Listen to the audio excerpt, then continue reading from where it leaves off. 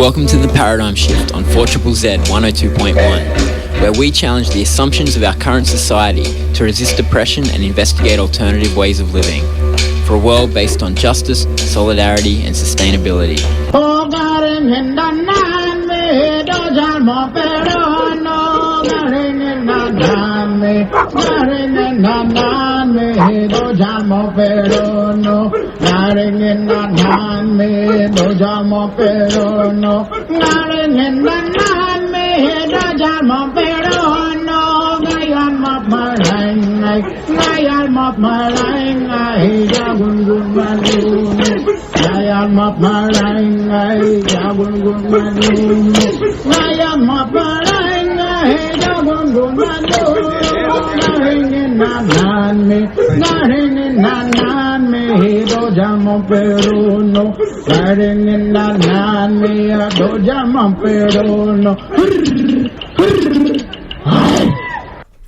Welcome to The Paradigm Shift on 4ZZZ 102.1 FM. It is your local community radio station, not for profit, run for the love of it.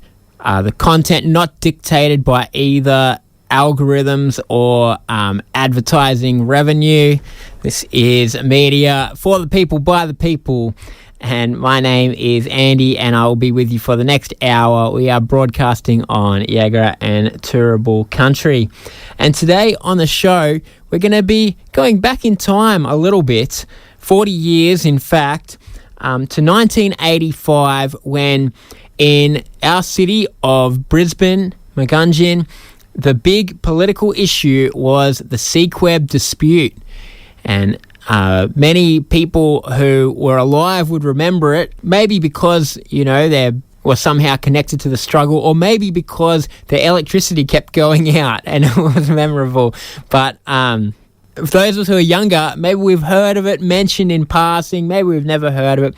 Anyway, today on the show, I am going to be delving into it, the history of it. I spoke to Bob Carnegie, who was arrested 9 times as part of the SEQEB dispute and thrown into prison for 3 weeks as part of it, and who has spent his whole life as a militant trade unionist. And so he has a sort of broad view of the significance of the SEQEB dispute, which, spoiler alert, it was a loss. 1,000 workers were sacked and they never got their jobs back despite the attempts of the union movement and the broader solidarity in Queensland.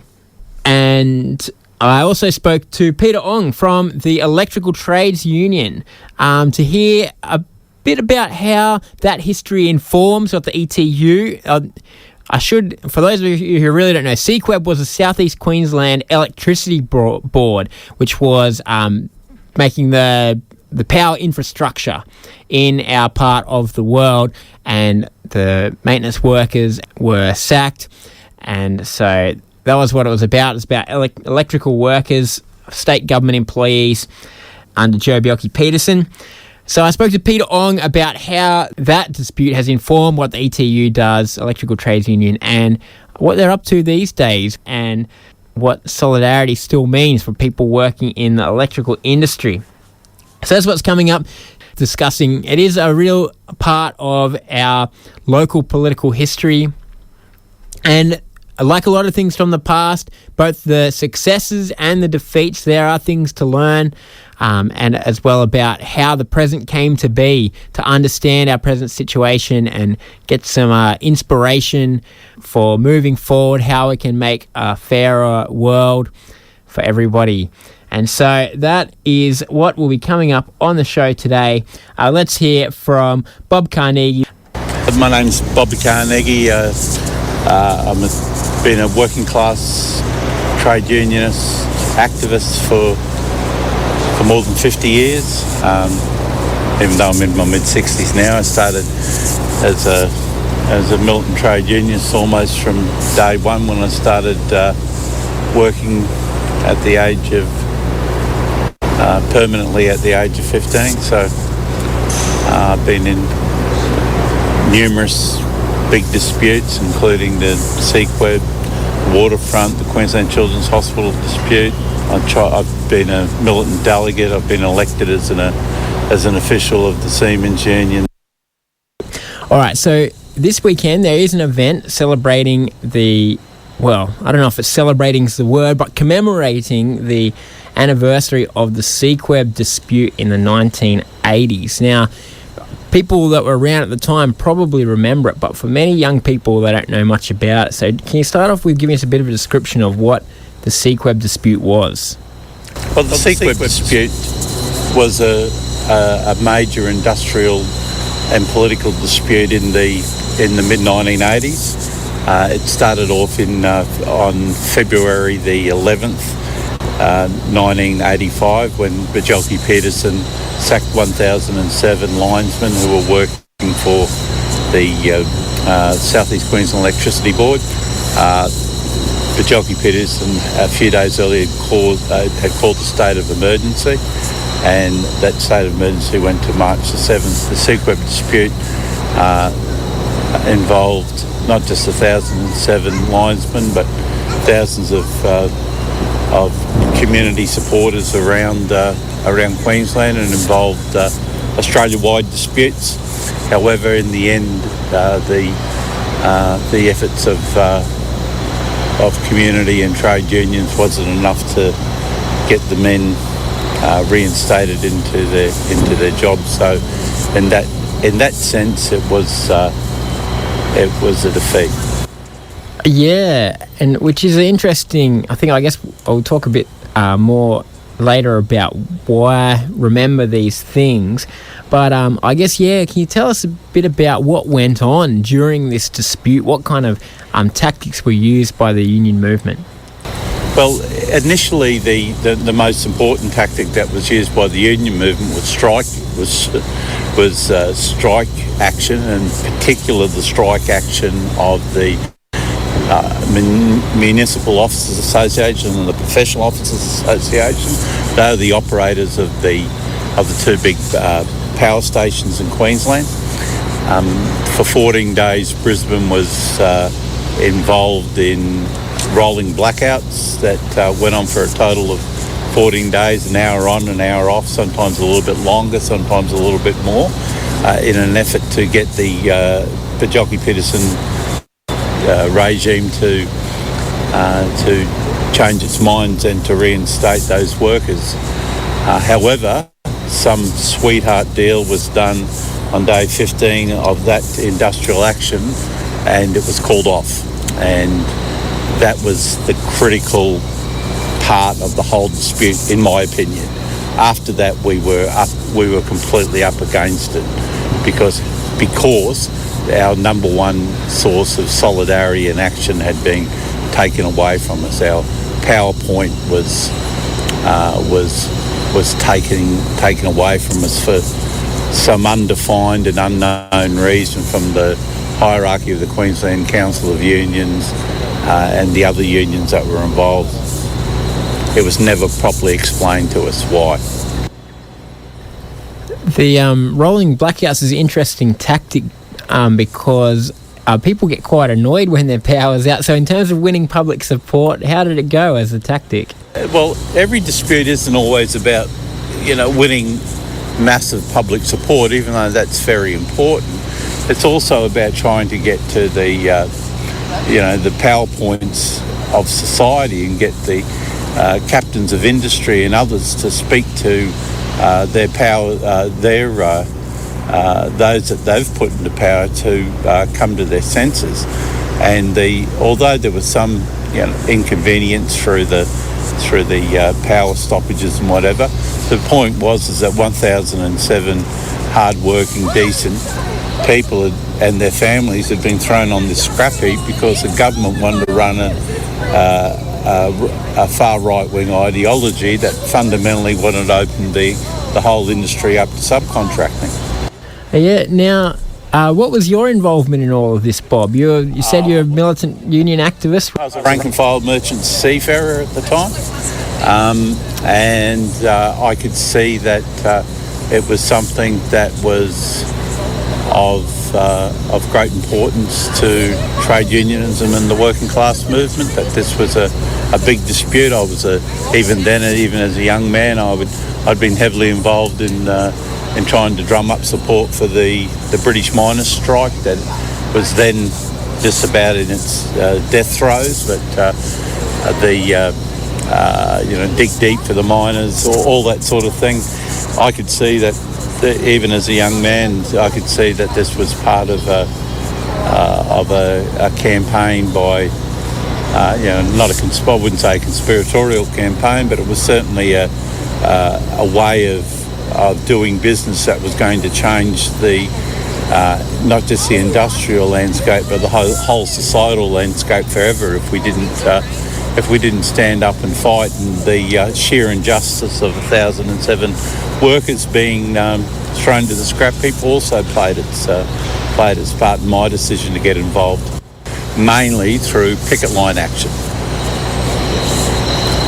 I was arrested 9 times during the dispute, 4 times on picket lines. I spent 21 days in maximum security prison in Bogger Road because I refused to sign bail conditions. I refused to let anyone from the trade union movement or any organisation to try to apply to the Supreme Court for bail. I said I wouldn't have workers' money wasted on any legal action, and so I was in the remand section of Bogger Road for 3 weeks. I went back to the Magistrates Court, and miraculously the Magistrates Court, the same court, lifted the conditions of the bail that they had imposed. So, not bowing down to tyranny sometimes is important. 3 weeks in jail and 9 arrests on the picket line. You mustn't have spent that much time working on a seafarer. I'd had some time off as a merchant seafarer. We used to have what was called a hiring hall, and I took some time off out of the hiring hall so that I could attend picket lines and do whatever I could in my own small way to assist the struggle of the SEQEB workers. You mentioned there the British miners' strike, and I guess it is notable that the timing was at the same time as the Thatcher government was cutting these sort of government jobs there, and in Australia this was happening as well, and it was part of, I guess, the neoliberal kind of turn in politics. Did it feel like that was what you were fighting for at the time, beyond just the 1,000 jobs? Was it something about this kind of changing tide of politics? Well, for me, because I came from a sort of a Marxist background, is that you could see. Look, if you look back from the election of Thatcher in late '79. In late '79, after Thatcher was elected, a British shop steward at the Leyland plant called Red Robbo was sacked because his name was on a leaflet that wanted to turn defence plants into being productive plants for society.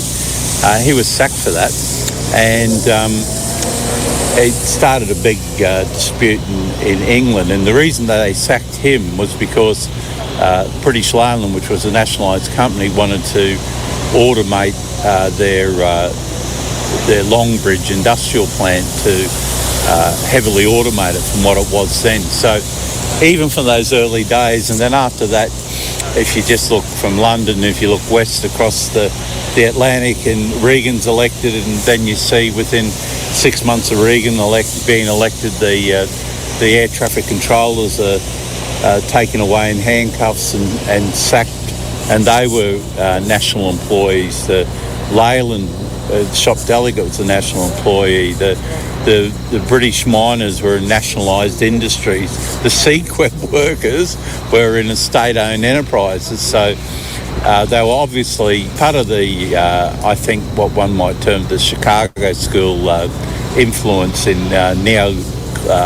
neoliberalism, was that the fact is that they had to break up state-owned enterprises, and that was an important thing that was happening. And SEQEB was just another part of the game. Not that it'd be given Bjelke-Peterson far too much levels of intelligence to think that he was he was listening to the likes of Milton Friedman and company from the Chicago School, but it was all part of the issue of how they believed you could make enterprises more efficient, and by enterprises being made more efficient, you hived them off the private enterprise and got and massively cut the workforce and subcontracted out or gave it to labour hire. In Australia at the same time, I suppose as part of this broader neoliberal change in some ways was the Hawke government's union accord, which I suppose also preempted this. Did that play a factor at all? Yeah, absolute disaster. The accord was the Prices and Incomes Accord was a complete, utter, total disaster for the trade union movement.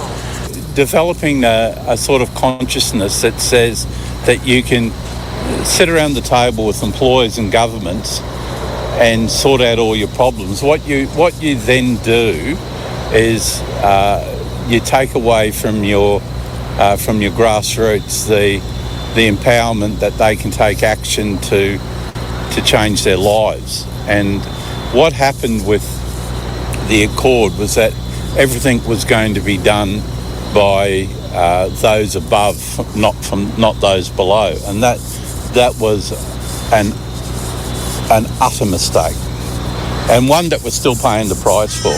Australian, at the time of the Accord in 1983, first coming into power till today, which is over 40 years later, the Australian trade union movement went from, in 1980, it was 53% of the workforce was in unions. Today, there's about 12% of the workforce in unions, with only 8% in the public sphere. And from the latest figures I've read, is that only 3 out of every 100 jobs in the new economy are unionised.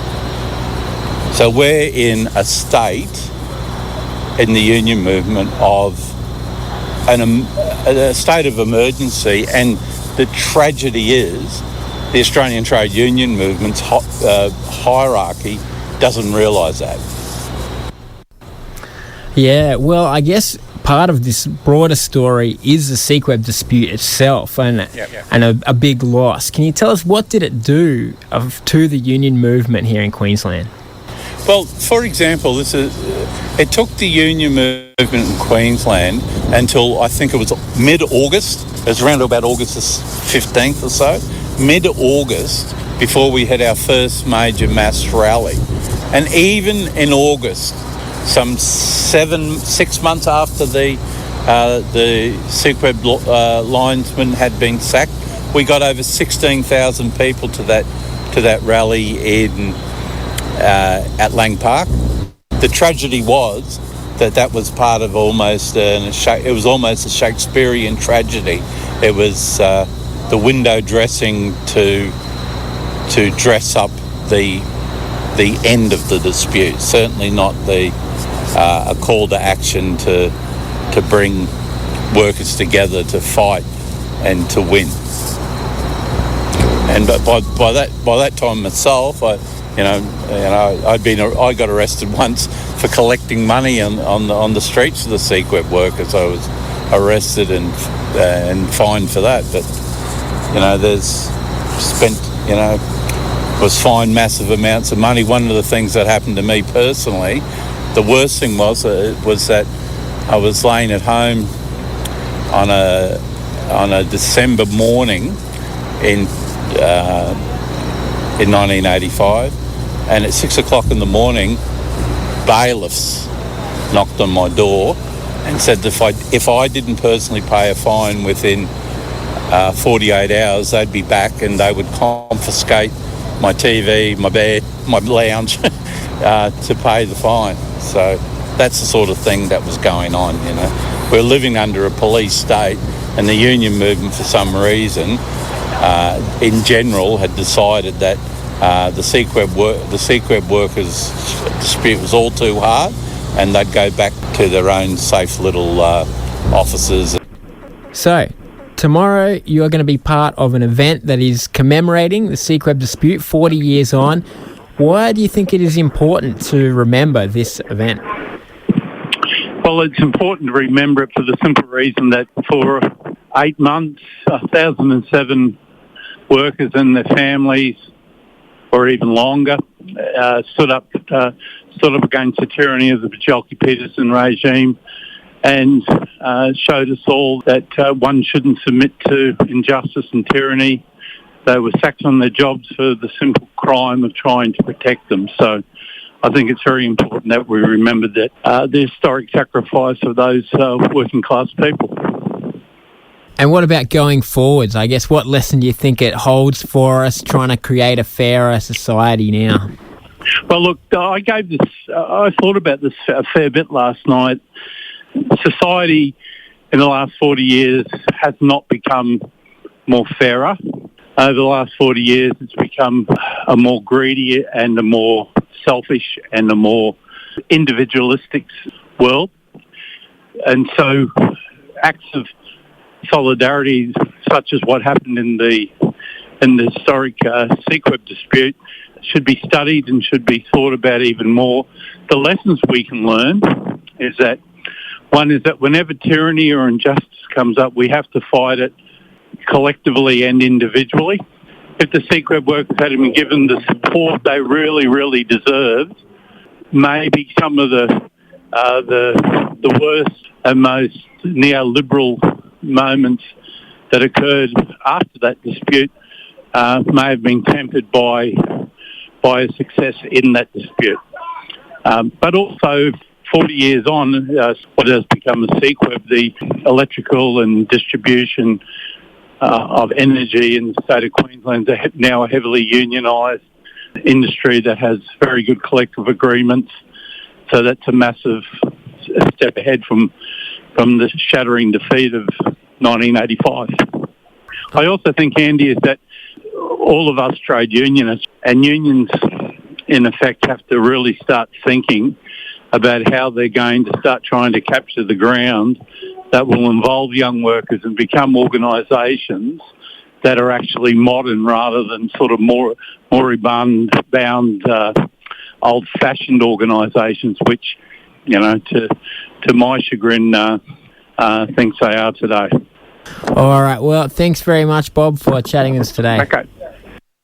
We have been talking with Bob Carnegie about the SEQEB dispute, which happened 40 years ago when that government sacked over 1,000 electrical workers. It had a big impact, not just that sacking, but also the long-running industrial dispute, and I guess its eventual failure impacted a lot of the ways that organising was done.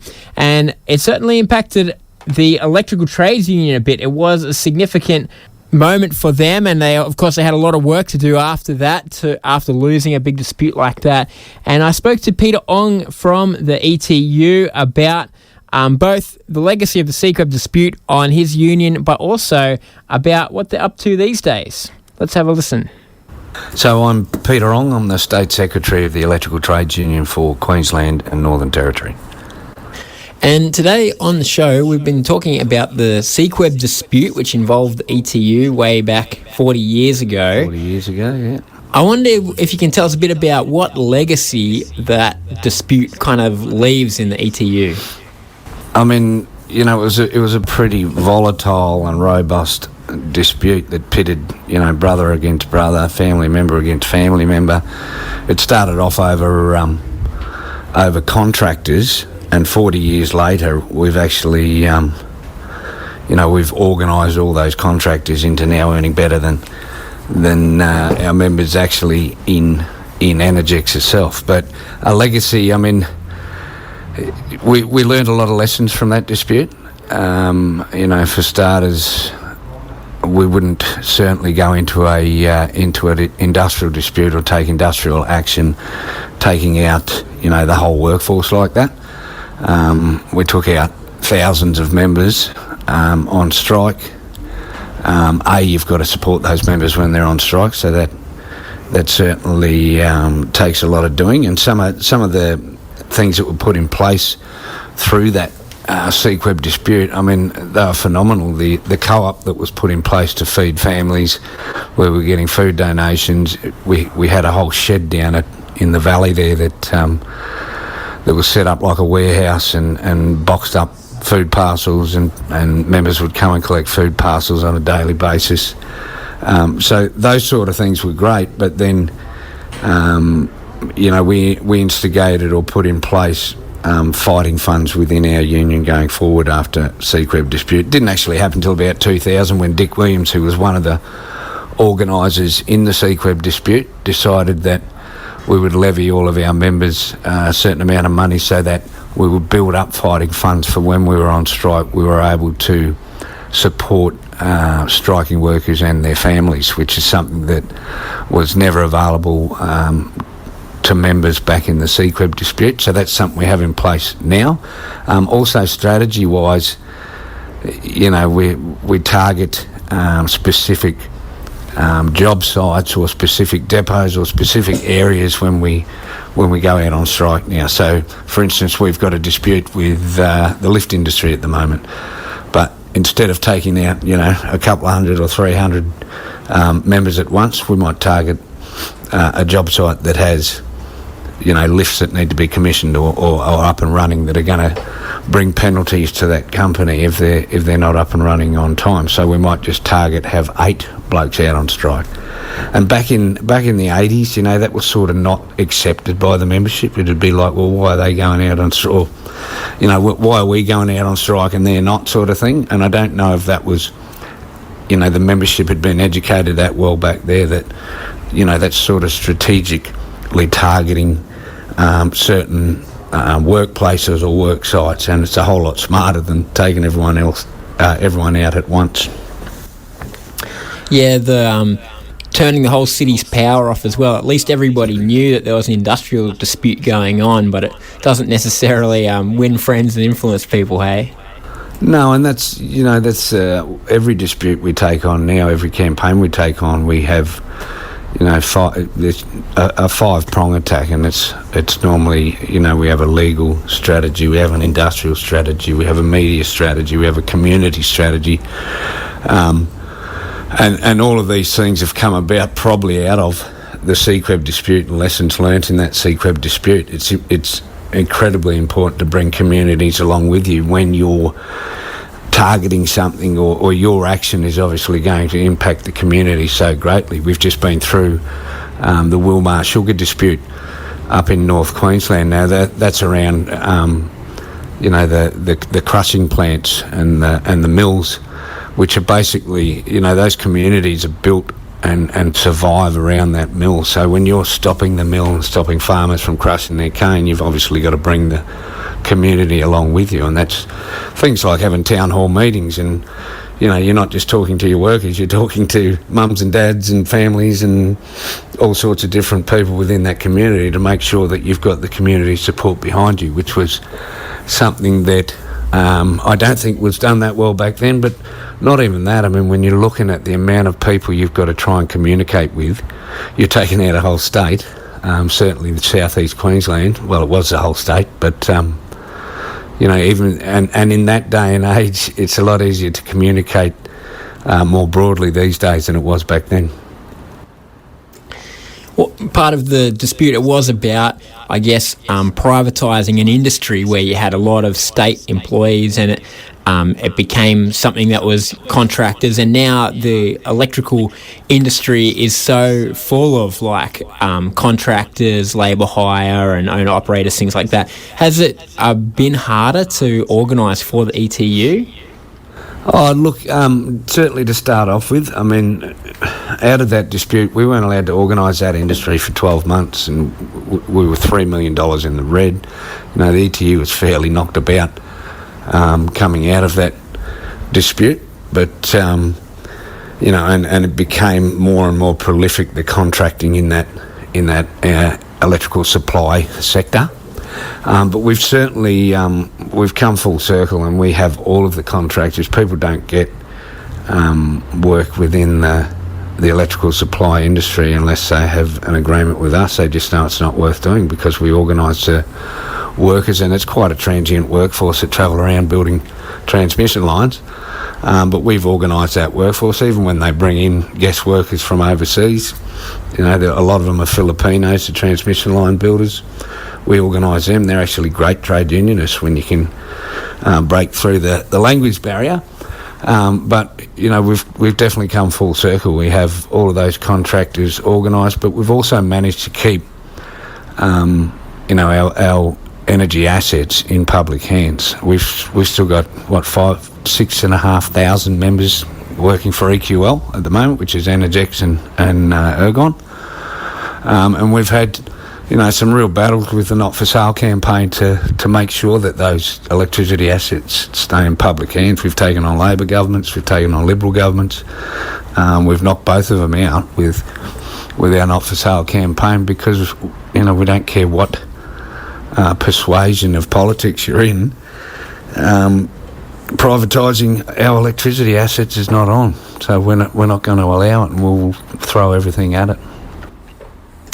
Yeah, well, just finally, I guess, can you give us an update of what the ETU's up to these days? You mentioned a couple of campaigns there and sugar mills in North Queensland and lifts, and I know they've been picketing the Royal Women's Hospital. Yeah, we've got our health workers out, contractors out on strike at the moment, trying to deliver a decent EBA campaign. That's just our bread and butter stuff. I mean, every time I turn around, we've got someone else out on strike, taking protected action in pursuit of their wages and conditions, and that's, you know, that's bread and butter for unions, or it should be. So, you know, that's what we do day in, day out, every day. We also, you know, we have a very strong social fabric within the ETU. We take on a lot of different issues. We're currently having a bit of a blue around AUKUS, or an ongoing blue around AUKUS. We don't believe that that's money well spent. It could be spent in a whole lot of other areas that are lacking in Australia, the housing and public housing and all sorts of issues that are going on in Australia. And here we are wasting that enormous amount of money on nuclear subs. It's crazy. But so, you know, we're a strong campaigning union, and we'll continue to do so. What's happened with the CFMU is an absolute disgrace, so we've been obviously supporting that. We just paid $700,000. Our members backed us to fight that piece of legislation in the High Court. Unfortunately, we were unsuccessful. But you know, you have to take those things on when things aren't right. You can't just sit back and allow them to go unchallenged. So, you know, we're a very strong campaigning union. We look after our members. We'll always fight for our members, and that's what we're continuing to do. Well, yeah, I guess the SEQEB might have been lost, but that idea of solidarity between workers is very much alive and well, hey? 100%, brother. All right, thanks very much, Peter, for chatting with us today. No worries, mate. Thanks for your time. We were speaking to Peter Ong from the Electrical Trades Union. We've been reflecting on the SEQEB dispute 40 years ago and what it means for us today. And hopefully it's been a enlightening journey, both to understand about the past and also thinking about the present and what we can do to make a better world, and how we can do it together, you know, not relying on the important people at the levers of power, but all of us ordinary people who know what can make our lives better, how we can get together and find the power to do it. I'll see you next week.